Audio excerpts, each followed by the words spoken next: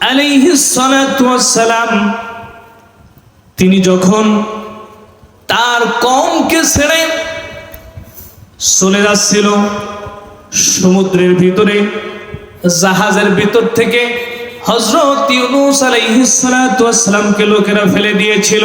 আপনারা ঘটনা সকলেই জানেন। আল্লাহ কই, দুনিয়ার মুসলমান, আমি এত বড় কাদের, আমি এত বড় শক্তিশালী রব, আমি এত বড় সমাদ, আমি এত বড় বেনিয়াজ, এত বড় শক্তিধর।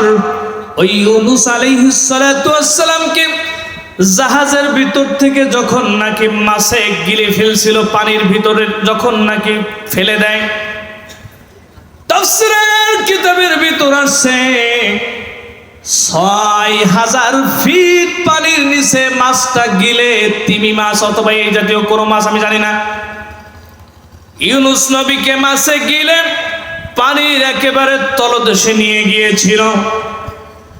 আল্লাহ পাক রব্বুল আলামিন আহকামুল হাকিমিন বলে, ইউনূস রে, এইখানে চিল্লায় যদি গলা ফাটায় ফালাও, কোনো কাজ হবে না, কোনো লাভ হবে না। ইউনূস রে, এইখানে কোনো ডক্টর, কোনো বিজ্ঞানী, কোনো বৈজ্ঞানিক, কোনো ইঞ্জিনিয়ার, আল্লাহু আকবার, তোমাকে কেউ বাঁচাইবার মতো ক্ষমতা রাখে না। ইউনূস, এখানে যিনি তোমার একমাত্র ডাক শুনবেন, তার নাম কি? হযরত ইউনূস আলাইহিস সালাতু ওয়াস সালাম ওই মাছের পেটে কোনো দিশা না পেয়ে, তিনি তো নবী, নবীর ঈমান, তিনি বুঝছে আমাকে সাহায্য করার মতো দুনিয়ায় কেউ নাই। তিনি পড়লেন, লা ইলাহা ইল্লা আনতা সুবহানাকা ইন্নী কুনতু মিনাল যালিমিন।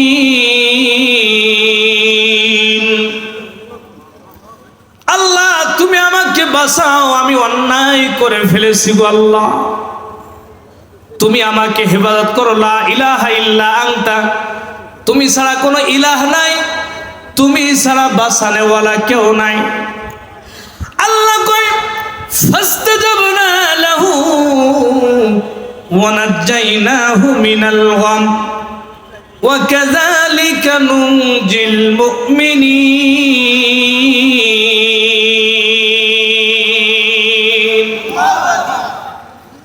আল্লাহ বলেন, ইউনূস, আমি তোমার ডাকে সাড়া দেব, তোমাকে বাঁচানেওয়ালা একমাত্র মালিক, একমাত্র রব আমি ছাড়া এই পৃথিবীতে আল্লাহু আকবার কেউ না।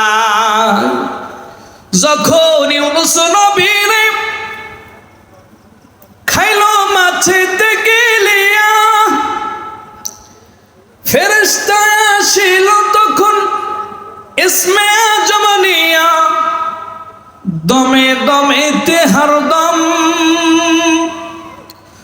পরে সে ইসমে আজম, সেই মাছের উদর হতে সে যে পেল পরিত্রাণ। আল্লাহু আল্লাহু, তুমি জাল্লে জালালু, শেষ করা তো যায় না গিয়ে তোমার গুণগান। আল্লাহু আল্লাহু, তুমি জাল্লে জালালু, শেষ করা তো যায় না গে তোমার গুণগান। শিশু মুসা নবীর যখন দুশ্মনের ডরে সিন্ধুকে বরিয়া দিল ভাসিয়ে সাগরে, প্রাণে ছিল যাহার ভয়, সেথায় পেল সে আশ্রয়। সেই দুশ্মনেরই হাতে তাহার বাঁচাইলে প্রাণ। আল্লাহু আল্লাহু, তুমি জাল্লে জালালু, শেষ করা তো যায় না গে তোমার গুণগান। এ আমার পর্দার আড়ালের মা ও বোনেরা, সামনে যুবক ভাইয়েরা, আমার বাপ জানেরা, খুব ভালো করে বুঝবেন। এই বিপদের মুহূর্তে আল্লাহ কয়, ইউনুস রে, তোকে আমি বাঁচায়া দিলাম। ফাস্তাজাবনা লাহু, আমি তোর ডাকে সাড়া দিয়ে দিলাম। ওয়াকাযালিকা ফাস্তাজাবনা লাহু ওয়া নাজ্জাইনাহু মিনাল গাম, পেরেশানি থেকে আমি আল্লাহ মুক্ত করে দিলাম।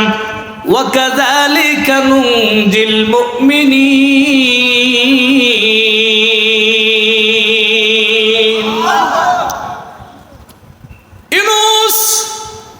ইউনুস ওয়ালা ঈমান নিয়ে যদি কেউ এরকম ভাবে মুসিবতের ভিতর পড়ে যায়, বিপদের ভিতর পড়ে যায়, এমন বিপদের মুহূর্তে যদি আল্লাহকে ডাক দেয়, আল্লাহ তুমি ছাড়া একমাত্র হেফাজতকারী আমার কেউ নাই। আল্লাহ কয়, ওয়াকাযালিকা নুনজিল মুমিনিন, আমি ইউনুসকে যেমনি বাঁচায়া দিয়েছিলাম, যেই ব্যক্তি বিপদে মুসিবতে পড়ে আমি আল্লাহর শরণাপন্ন হয়ে যাবে, আমি আল্লাহ ইউনুসের মতো করে বাঁচায়া দেব। তো জিবরাইল এই সূরাটা নিয়ে আসলেন। আল্লাহুস সামাদ লাম ইয়ালিদ, আল্লাহ কাউকে জন্ম দেয় নাই। ওয়ালাম ইউলাদ, আল্লাহ কারোর থেকে জন্ম হন নাই। ওয়ালাম ইয়াকুল লাহু কুফুয়ান আহাদ, আর আল্লাহর সমকক্ষ কেউ নাই, আল্লাহর অংশীদার কেউ নাই, আল্লাহর মতো সমকক্ষ কেউ না। আছে ভাই? কেউ নাই। এই সূরাটা অবতীর্ণ হয়ে গেল। তো আমি বলছিলাম আজকের ওয়াজের হেডিং কি, শিরোনাম কি? খাটনি কম, মনে নেই। খাটনি কম, মাইনি বেশি। কেন বললাম? মজার ঘটনা থেকে এখন তো কেবল ওয়াজ শুরু হয়েছে। এক হুজুরের অভ্যাস ছিল, হুজুর যখন ওয়াজ করতেন তখন চোখ বন্ধ করে ওয়াজ করতেন। তো হুজুর চোখ বন্ধ করে ওয়াজ করা শুরু করছে। চোখ যখন খুলছে দেখে মাঠে কোনো লোকই নাই, মঞ্চে মুরব্বীর মতো এক লোক বসা। তো হুজুর বলতেছে, এই এলাকার মানুষ সব মুনাফিক, গেল কই সব? সব মুনাফিক। এই মুরব্বীর মতো যিনি বসা আছেন ওনাকে বলতেছে যে আপনি খুব ইমানদার, আপনি মুমিন, আপনি মুখলেস। কয় হুজুর আমি মুমিন না মুখলেস না মুনাফিক এইটা আমি কইতে পারবো না, তবে আমি হলাম মাইক ম্যান, আপনি মাইক ছাড়েন না, আমি যাইতেও পারি না। কথা বলছেন না? আপনি তো মাইক ছাড়েন না, আমি যাইতেও পারি না। বাংলাদেশে ওয়াজ হচ্ছে, নসিয়া হচ্ছে, গতানুগতিক ভাবে এটা একটা ফ্যাশন শুরু হয়েছে। কয়জনের আমলের পরিবর্তন আসতেছে ভাই? আমাদের ওয়াজে আজকে কাজ হচ্ছে। আগের জামানার আল্লাহর ওলিরা যখন ওয়াজ করত, এই খানজান আলী পীর সাহেব যখন তিনি বাংলাদেশে আসছিলেন, এমন ওয়াজ করেছিলেন, তার ওয়াজে তাসির হয়ে হাজার হাজার হিন্দু অমুসলিম কালিমা পড়ে মুসলমান হয়ে গিয়েছিল। আর আজকে আমরা ওয়াজ করি, কিন্তু আমাদের ওয়াজের কোনো পরিবর্তন, মুসলমান মসজিদ যায় না, কথা কয় না।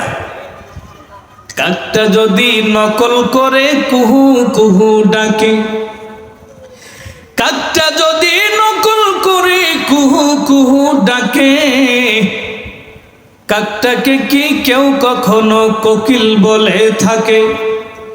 ও ভাই নাপিত যদি রাজার পোশাক গায়ে দিয়ে বলে আমি হলাম দেশের রাজা, দেশটা কি আর চলে?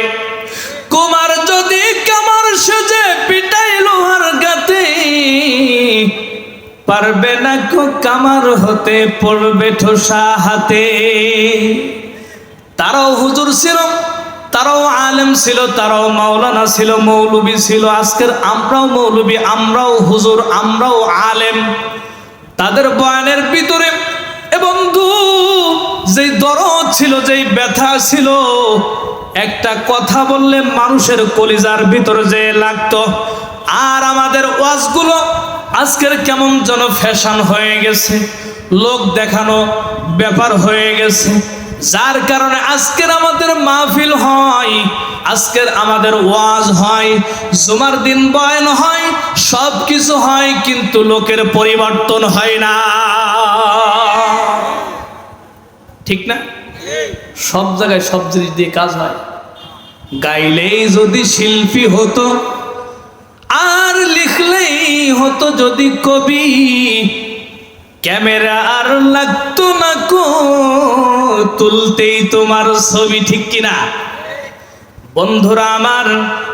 যেই কথা বলতেছিলাম, ওয়াজের নাম, এটা একটু চিল্লাই কোন, ওয়াজের নাম কি বলছি? হেডিংটা কি, শিরোনামটা কি? খাটনি কম মাইনে বেশি। কেন এ কথাটা বললাম? এমন কিছু তথ্য আপনাদেরকে আমি শেয়ার করতে চাই, যেই তথ্যটা আপনারা শুনলে কিছু উপকার পাবেন। অন্তত যদি একজন মানুষ আমল করে, আমার জীবন সার্থক।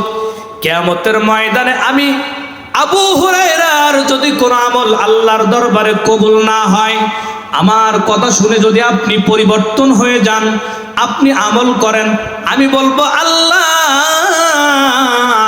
ওই যে তালা সাতক্ষীরা গিয়েছিলাম মাহফিল করতে, ওইখানে আমার বয়ান শুনে অন্তত পক্ষে একটা লোক পরিবর্তন হয়ে তার আমল করে সে জান্নাতি হয়ে গেছে। আমি আবু হুরায়রার কোনো আমল নাই, আল্লাহ তুমি অন্তত এর ওসিলা করিয়া আমাকে মাফ করে দাও। খুব সুন্দর মজার তথ্য আপনাদের সাথে শেয়ার করব। আপনারা একটু শুনতে রাজি আছেন তো ইনশাল্লাহ? কারা কারা রাজি নেই একটু হাত উঁচু করেন। সবাই আছেন? এটা তাকবীর, নারায়ে তাকবীর। আচ্ছা, ঘটনা হলো, আমি যে কথাগুলো বলতেছি কোনো বানাই কথা বলবো না। তাফসীর ইবনে কাসির 11 নং খণ্ড, ইসলামিক ফাউন্ডেশনের ছাপ আল্লামা ইসমাইল ইবনে কাসির রহমাতুল্লাহ লেখেন, আপনার আমার নবী মুহাম্মদুর রাসূলুল্লাহ সাল্লাল্লাহু আলাইহি ওয়াসাল্লাম একদিন সাহাবা আজমাইনদেরকে বললেন, আমাদেরকে লক্ষ্য রাখেন, খুব গুরুত্বপূর্ণ কথা। আমি যে বললাম খাটনি কম মাইনি বেশি, পর্দার আড়ালের মা ও বোনেরা গল্প করেন না, বাদাম খেয়েন না, একটু শোনেন। মা ও বোনেরা যদি এক জায়গায় হয়, দুনিয়ার সমস্ত গল্প। তো যাই হোক, যেহেতু মাহফিল প্রত্যেক দিন হবে না, তো রাসূল করিম সাল্লাল্লাহু আলাইহি ওয়াসাল্লাম সাহাবীদেরকে বললেন, ও আমার সাহাবীরা, তোমরা শোনো, আজকের আমি নবী তোমাদেরকে পবিত্র কালামে হাকিম থেকে 10 পারা তেলাওয়াত করে শোনাবো। কয় পারা? আরো জোরে বলেন। জোর হলো না, জোরসে মারেন। নির্বাচন আসতেছে, আপনার কি ভলিউম এত কম কে? আমাকে হুজুরদের ওয়াজ করতে করতে তো ভলিউম কমে যাওয়ার কথা। কারেন্টের নাই, ভোল্টেজ কম, জেনারেটর ভোল্টেজ কম আসতেছে, কিন্তু আপনাদের যদি একটু ভোল্টেজ যদি বেশি না হয়, তা আমি হুজুর এমনিতে ভোল্টেজ কমে যাবে। একটু আওয়াজ দিয়ে কথা বলতে পারবেন না ইনশাল্লাহ? আচ্ছা, তো রাসূল বললেন, কয় পারা তেলাওয়াত করে শোনাবে ভাই? 10 পারা। একে তো কোরআন, দেখেন না মিশরের কারীরা যেভাবে তেলাওয়াত করে, বাংলাদেশের কারীরা, এই ঈশার মানে আপনাদের প্রধান মেহমান আসার আগে উনি তো ভাইরাল বক্তা, বাংলাদেশের একজন কবির বিন সামাদ ভাই, আল্লাহ ওনার হায়াত দারাজ করুন, বলেন আমিন। তো উনি আসবেন, ওনার আগ দিয়ে তেলাওয়াত করবেন আপনাদের এই অত্র অঞ্চলের জামাই হুজুরের জামাতা। শুধু তার কণ্ঠ শুনে একটু বুঝেন যে আপনার আমার রসুলের কণ্ঠ তাহলে কেমন ছিল। হুজুরের কণ্ঠ যদি এমন হয়, তাহলে রসুলের কণ্ঠ কেমন ছিল এইটা বুঝে নিয়ে। ছোট্ট একটা এক্সাম্পল দিই। কাফেররা পরামর্শ করত যে রসুলের কোনো কথা শোনা যাবে না, কোনো বাণী শোনা যাবে না। পরামর্শ আবু লাহাব, উতবা, সাইবা, মুগিরা, আবু জেহেল সকলেই মিলে পরামর্শ করত। এই মুনাফিকের দল, এই কাফের সম্প্রদায় আবার রাতের আধারে উঠে আপনার আমার নবীর জবান থেকে কোরআন শুনবে বলে, কেউ রসুলের জ্বালা নাই, কেউ রসুলের দরজায়, কেউ রসুলের বাড়ির ওয়ালের বেড়ার এখানে। আল্লাহু আকবার। আমি রাসূল করিম সাল্লাল্লাহু আলাইহি ওয়াসাল্লামের ঘরটা, যেখানে জন্মভূমি, সেই ঘরটা আমি নিজ চোখে দেখছি, দেখে আসছি। পাশেই আবু জেহেলের বাসা। সেখানে হাজী সাহেবরা, এখানে যারা হাজী সাহেবরা আছেন জানেন, ওইখানে শত শত পায়খানা ওই শয়তানের বাসায়।